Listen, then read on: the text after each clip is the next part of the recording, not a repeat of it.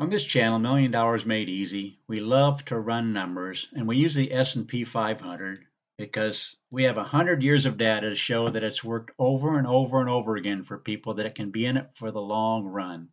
Now, as this channel has grown, comments are starting to get kind of negative and kind of confrontational because they use logic like, well, in the 1970s, the small cap funds beat the S&P 500. And we can debate that some other time, but there's different ways to get to $1 million. I don't say this is the absolute best way, the only way, but I do say it's probably the easiest way, and that's what Warren Buffett says. Just put it in an S&P 500 index fund. So I want to clear up a couple other things that seem to keep coming up in the comment section. I use this chart before you right here to show you how you can get every dollar back, a sum equal to every dollar back you ever earned by simply putting it in a fund for the long term. The S&P 500 in this case has averaged over 11%. So what we said was if you make $60,000 a year over a 36-year period, you're going to make $2.160 million. And yet if you just put 10% of that in, 10% of that over the years, again, we're not taking into account inflation, we could do that, but over that same 36-year period, getting 11%, you'd have more than what you actually made in that 36 years. Now, people will say, well, you don't get the average return. And I totally agree. And that's why we shared this. This is going to be kind of a compilation of some different videos we've made just to show you uh, how this all works. Uh, if you look at average returns, for example, in the 1930s, the average return is 5.34. If you take these numbers, but the actual return you got was actually a negative return. What do I mean by that? If you would have gotten this 5.34% in a CD, you would have had $168.23 on $100 after that 10 years.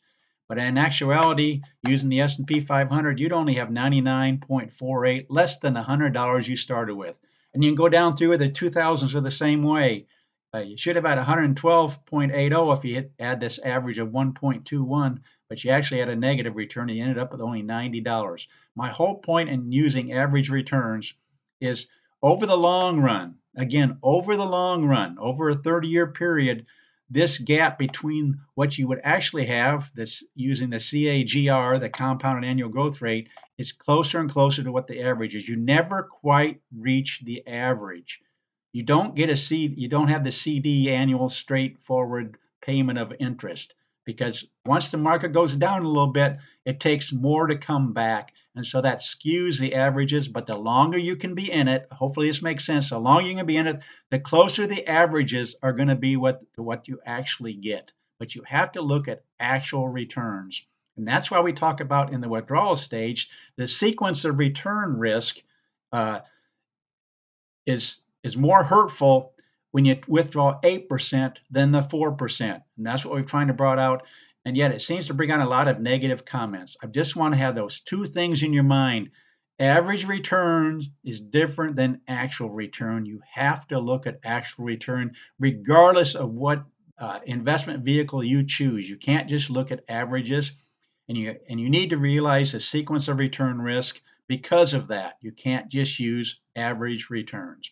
But let me just run some numbers here for somebody because that's what I want to do. But I want to kind of clear that up because it seems like the comments are getting kind of turning into the, I'm going to prove my point. I'm going to prove my point. On this channel, we just use the S&P 500 because that's the easiest way, not the only way, not necessarily the best way, but a way to get to $1 million. Let's run some numbers. I recently had this request. Somebody wanted, they're 33 years old, and they say, let me get this right, they have 165,000 currently saved. And they want to know if they save 4,000 a month. They said they've got a really good job, and they want to know where they might be saving 4,000 a month. So let's go ahead and do that. Again, we're just running numbers. Your numbers will be different, but I love to run numbers for people. So they want to know where they might be in certain time periods. They want to get to the point where they can eventually retire and take out 8,000 a month to live on. Well, in other videos, I'm not going to take the time to run it, but in other videos we saw to have 8,000 a month, if you use the 4% withdrawal rule, you're probably going to at least have to have at least $2 million. So let's see how long it might take this individual in every scenario to get to $2 million. And I'm going to update this with this scenario, starting with 165,000, putting in 4,000 a month. Let's see how often you might get to $2 million. And it might need to be more closer to, well, here, look at this. In a 20-year period, you would have put in 1.125 million. And look at this. It came out to in the worst case scenario. Again, we like to look at all different scenarios, but the median would be 4.36. But look at this. In this scenario, 20-year period, the median in this column would be 4.39. But look at the absolute minimum you would have. The absolute minimum is exactly 2,498,000. Again, it's not exact, but these numbers are approximate. But $2 million. Isn't that ironic that that's the numbers he picked? He also wanted, so in other words, in this case scenario, to reach that $2 million, which would in most cases kick off 8,000 a month.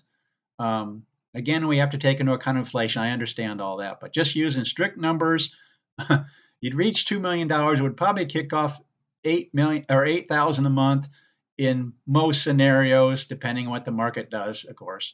But I want to also run it. He's also wanted me to run it for 7,000 a month. Again, he says he's got a really good job, and I can see I don't even have high enough. I thought I had this set up. Sorry, I'm going to start over again. Sorry about that. I only had it going to 5,000 a month. In this case, somebody said this person said they could contribute 7,000 a month. Let's see where an individual might be. Updating this. How soon would you get to 2 million, which is what he's looking forward to, so he can withdraw 8K a month? Again, a 20-year period, you have no problem getting to that amount, but obviously he wants to know if it's a shorter period. So what I need to do is look at some of these different amounts right here. We're looking at trying to get to $2 million, which is, in this case, in 1994, you would have gotten there in 12 years. But let's follow along here. Let's look at some of these other years. How about 1997? It's going to take you down 16 years to get to that point. In the year 2000, because we had these down years, which knocked this 165,000 down there, but still would only take you 14 years to get back. Why? Because the market came back so nicely, up all these different numbers.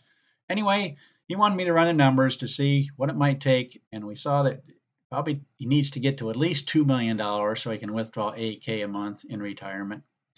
But hopefully these numbers make sense. And again, I realize I was all jumbled in this video, but I just wanted to answer a couple of questions there and give a little caveats that if you want to debate issues about what's the best way, please use a different channel. This channel is just made for somebody that wants to use the easiest way to get there, and that's the S&P 500 in our estimation. Please subscribe. Please share this with different your friends and family, and please like the video. And thanks for understanding that I kind of vented on this one. Thanks.